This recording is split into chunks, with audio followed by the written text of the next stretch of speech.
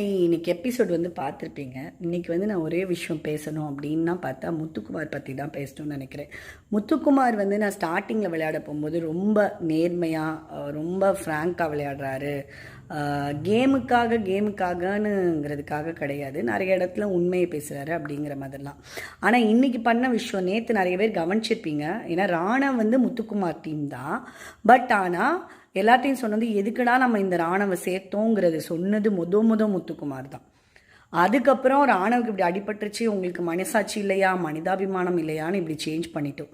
இன்றைக்குமே காலையில் சௌந்தர்யா போய் கேட்க போகும்போது எப்படியெல்லாம் பிரெயின் வாஷ் ராணுவ பண்ணாப்லங்கிறது உங்களுக்கே தெரிஞ்சிருக்கும். இது ஆஃப்டர் ஆல் ஒரு கேம் தான். உங்கள் மனசாட்சி, உங்கள் மனசு, உங்கள் மைண்டு எல்லாத்தையும் வச்சு தான் இந்த கேம். இதில் நம்ம எப்படி ஜெயிக்கிறோம், இந்த கேமுக்கு அப்புறம் ஒரு விஷயம் இருக்குங்கிறத நிறைய பேர் யோசிக்கிறது இல்லை. இன்றைக்கி எபிசோட் பற்றி நீங்கள் என்ன நினைக்கிறீங்க?